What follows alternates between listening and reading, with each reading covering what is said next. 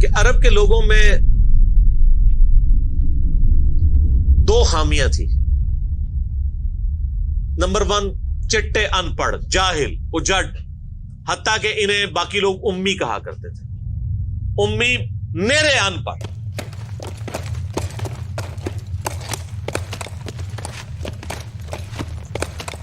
دوسری خامی تھی کہ یہ لوگ آپس میں لڑتے رہتے تھے. خاندانوں کے خاندان ختم ہو جاتے تھے. پانی پینے پلانے کے اوپر جھگڑا ہوا ہے تو 10 سال لڑائی ہو رہی ہے. یہ دو خامیاں تھیں. نمبر 1 چٹے ان پڑھ، نمبر 2 لڑاکو لیکن آپس میں. لیکن دو خوبیاں بھی تھیں. ایک خوبی یہ تھی کہ یہ ٹف ماحول کے عادی تھے. ریگستان کے رہنے والے،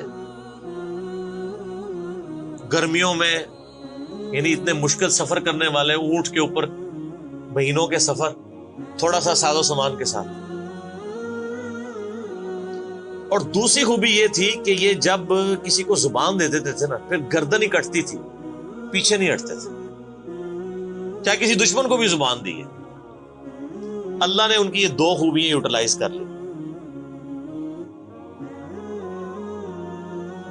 یہ زبان دی اللہ کے نبی علیہ السلام کو، انہوں نے جس نے دی، پھر گردن ہی کٹی ہے. اور دوسری خوبی کہ وہ ٹف ماحول کے عادی تھے لیکن لڑتے آپس میں تھے.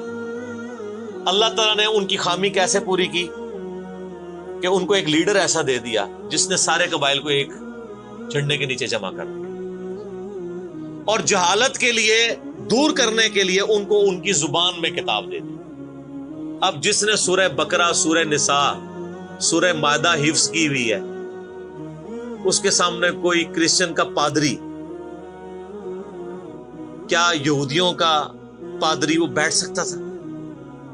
جتنے ان کے دلائل تھے انہوں نے وہ زبانی یاد کیے ہوئے تھے. تو وہ لوگ جو اپنے آپ کو سمجھتے تھے کہ ہم بڑے علامہ ہیں اور یہ امی ہیں، ان امیوں نے ان کو علم میں بھی الٹ کے رکھ دیا صرف ایک قرآن کی وجہ سے. اور اللہ نے لیڈر دیا، سارے عرب قبائل جمع ہوئے. وہ عربی جو آپس میں لڑتے تھے انہوں نے کبھی یہ سوچا بھی نہیں تھا کہ اگر ہم ایک جھنڈے کے نیچے جمع ہو جائیں تو ہم دنیا کی سپر پاورز کو الٹ سکتے ہیں، رومن اور پرشین امپائر کو. اور دیکھیں سر پھر کیسے الٹا ہے انہوں نے. ود ان 17 ایئرز ہر چیز اڑا کے رکھ دی ہے. صدیوں کی سلطنتیں، لاکھوں کی ریزروڈ آرمیز رومن اور پرشینز کی پوری دنیا پہ حکومتیں کر رہی ہیں. جدید اسلحہ ہے. اور ادھر یہ بدو ہیں جن کے پاس اونٹ ہیں، گھوڑے ہیں، تلواریں ہیں. نہ منجنیق انہوں نے کبھی دیکھی، نہ ان کے پاس اس طرح کے ہاتھی بڑے بڑے جو پرشینز کے پاس تھے. بس چل پڑے، کلمہ پڑے اور نکل کھڑے ہوئے. پھر دنیا نے دیکھا کہ ہر چیز کو الٹ کے رکھ دیا. انہی کے اسلحے ان سے چھین کے انہی کو الٹ دیا. وہ ساری کی ساری بجلی کس نے بھری تھی ان کے اندر؟ اس کتاب میں.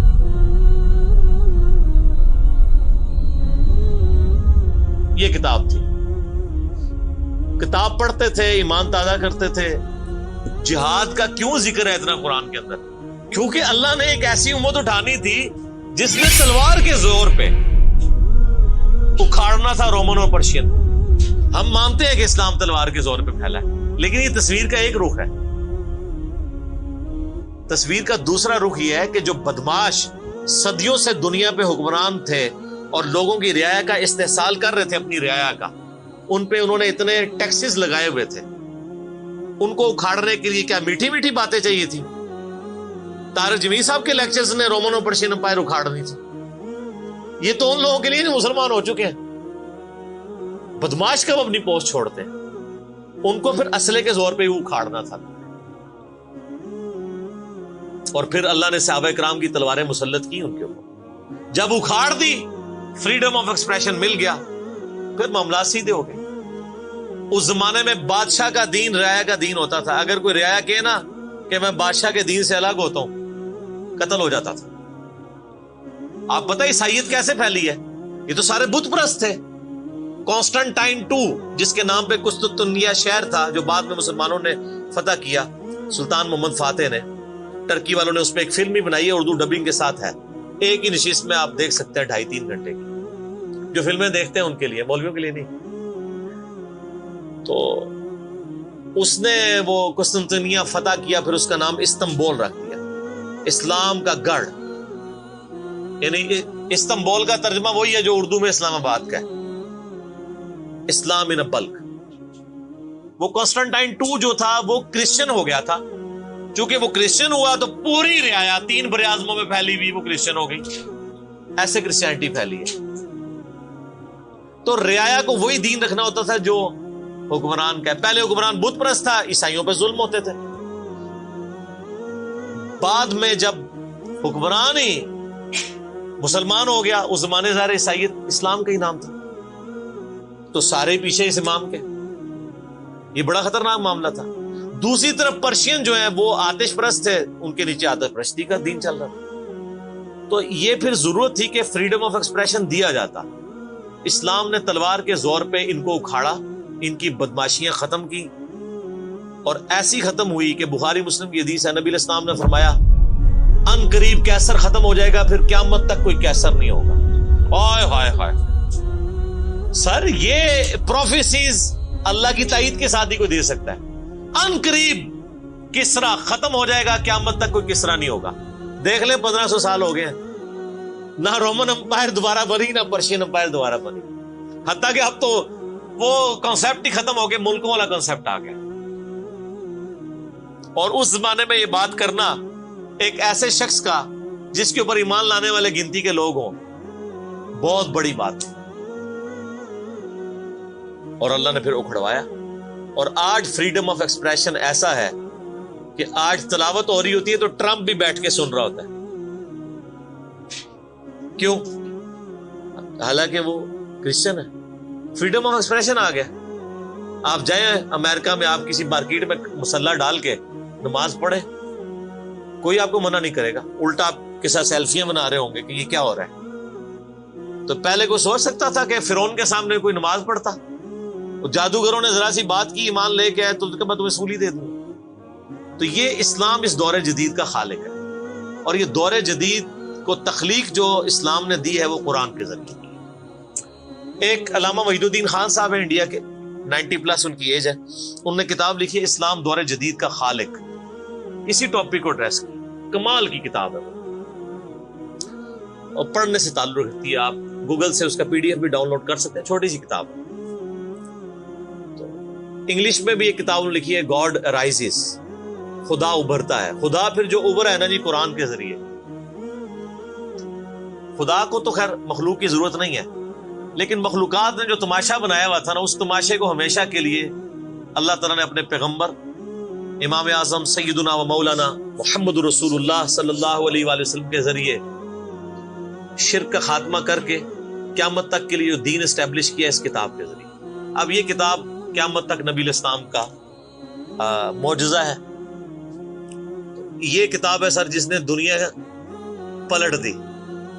اور یہ وہ کتاب ہے جو ہم صرف اپنی بچی کو جب رخصت کرنے لگتے ہیں نیچے سے گزارتے ہیں، ٹھیک ہے، اور چوم کے غلاف میں رکھ دیتے ہیں. اس سے زیادہ اس قرآن کو ہم کوئی اہمیت نہیں دیتے.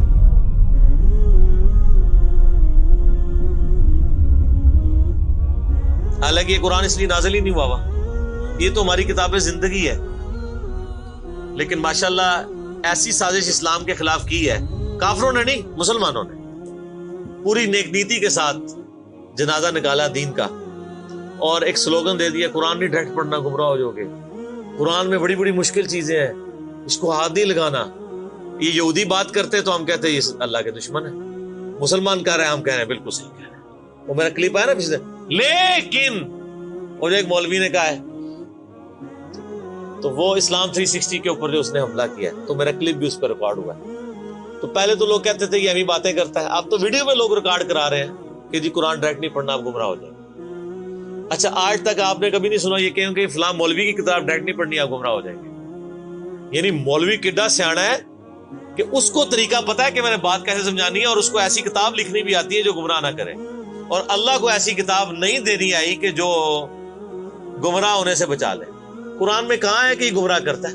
وہ تو اللہ نے ٹانٹ کیا کہ جو قرآن پہ ایمان نہیں لاتے وہ گمراہ ہوتے ہیں. جو ایمان لے ہیں اور بات مان لیں وہ کیسے گمراہ ہوں گے؟ یہ تو تعریف کی ہے انہوں نے.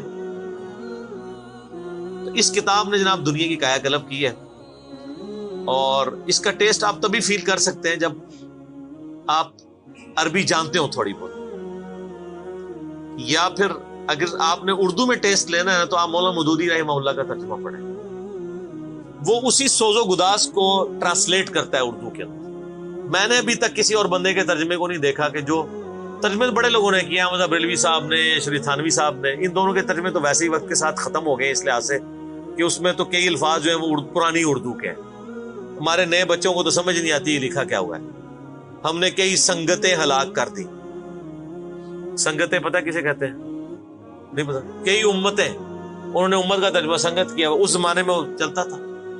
ٹھیک ہے, آج کل اگر آپ اعلیٰ حضرت کا یہ ترجمہ رکھیں تو لوگوں کو نہیں سمجھ آئے. لیکن مودودی صاحب نے چونکہ لیٹسٹ اردو میں ترجمہ کیا اور پھر وہ سوز و گداز ٹرانسفر کیا.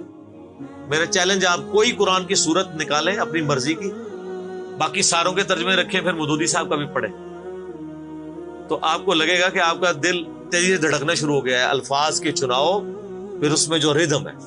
اور وہ انہوں نے تفہیم القرآن کے مقدمے میں لکھا ہے کہ میں نے دیکھا ہے کہ ہمارا نوجوان قرآن ترجمے سے لے کے بیٹھتا بھی ہے نا تو بور ہو جاتا ہے. تو ان کا میں نے سمجھا کہ کیوں ہوتا ہے بور, کیونکہ وہ تو پڑھ رہے تھے اردو میں, اللہ نے تو قرآن نازل کیا عربی میں, عربی اس نے سیکھنی کوئی نہیں ہے. اور اردو نے جو ترجمہ کیا ہوا ہے وہ انہوں نے ترجمہ کیا ہوا ہے ایز اے اسٹوری بک. یہ تو کتاب زندگی ہے, یہ تو زندہ کتاب ہے, بلکہ مسلمانوں کی زندگی کا سبب ہے. صحیح مسلم میں حدیث ہے, اللہ اس کتاب کی وجہ سے قوموں کو عروج دے گا اور اس کتاب کی وجہ سے لوگوں کو, امتوں کو زوال دے گا. جس کو ڈاکٹر اقبال نے پھر شعر میں کہا, وہ زمانے میں معزز تھے مسلمان ہو کر اور تم خار ہوئے تارک قرآن ہو کر. وہ زمانے میں معزز کون؟ صحابہ اہل بیت, تابعین تبع تابعین. اور تم خار ہوئے کون؟ اسی. اور صرف اسی نہیں, ساڑھے بزرگ بھی. یہ نہ سمجھیے گا, ظاہر آپ تو ہم کہہ سکتے ہیں نا, ڈاکٹر اقبال کے زمانے میں انڈیا پاکستان بنگلہ دیش کے جتنے بابے زندہ تھے, آج تو کہہ سکتے ہیں مر گئے ہیں. ڈاکٹر اقبال جب یہ شعر کہہ رہا تھا تم خار ہوئے تارک قرآن ہو کر, تو وہ خار احمد بریلوی صاحب, اشرف تھانوی صاحب, یہ سارے لوگ زندہ تھے اس وقت, تو انہیں کو ہی کہہ رہے تھے نا. حتیٰ کہ قرآن کے ترجمے کو بھی گناہ سمجھا گیا. یہ تو بہت بعد میں ترجمہ ہوا ہے, پہلے ترجمہ شاہ ولی اللہ دہلوی نے کیا. پہلے تو لوگ کہتے ہیں قرآن کا ترجمہ کرنے کی ضرورت نہیں ہے. اور یہاں لوگ کہتے ہیں بزرگوں کی بڑی خدمات ہے. ہم پوچھتے ہیں 1000 سال سے بزرگ یہاں بیٹھے ہوئے ہیں, کسی ایک بزرگ کا قرآن کا بخاری کا ترجمہ مجھے دکھا دیں کہ جی یہ سلطان بہو نے دیکھے نہیں قرآن کا ترجمہ کیا, یہ جی داتا صاحب نے بخاری شریف کا ترجمہ کیا. کیا انڈیا پاکستان بنگلہ دیش کے لوگوں کی زبان عربی تھی؟ فارسی تھی نا. تو کسی بزرگ کو توفیق نہیں ہوئی ہے کہ قرآن کا فارسی میں ترجمہ کر دے. اتنا بڑا چھکا میں نے مارا ہے کہ قیامت تک یہ روئیں گے. آندہ کو کہنا بزرگوں کی خدمات ہیں. ہمارے پرائم منسٹر صاحب بھی کہتے ہیں نا جی وہ فرید الدین گنج شکر کی بڑی تعلیم. فرید الدین گنج شکر صاحب نے کون سا قرآن کا ترجمہ کیا؟ اگر کسی نے قرآن کا ترجمہ ہی نہیں کیا, بخاری مسلم کا ترجمہ ہی نہیں کیا, وہ کیا خدمات کرتا رہے؟ وہ اپنی تعلیمات دیتے رہے. صحیح غلط اس کا فیصلہ ہم نہیں کرتے, وہ تو پھر میں اور طرف چل پڑوں گا. صرف جو خدمات والا ڈونگ رچایا ہوا ہے نا, وہ میں آپ کو بتا رہا ہوں. جتنوں کے مزار بنائے ہوئے آپ نے, کسی ایک کا ترجمہ دکھا دیں قرآن کا, تو یہ پھر انہوں نے جان بوجھ کے سیاست کی اسلام کے نام کے اوپر, اپنی باتیں کرواتے رہے. سر ان کو پتا تھا قرآن کا ترجمہ ہو گیا, سورہ زمر اور سورۃ الانعام اگر اردو میں آ گئی تو بابوں کو کس نے پوجنا ہے؟ سر بخاری کا اگر ترجمہ ہو گیا تو ساروں نے تو رفع الیدین سے نماز پڑھنی ہے, بابے سارے بغیر رفع الیدین والے نے. یہ وجہ تھی کہ بڑی ہوشیاری ہے انہوں نے.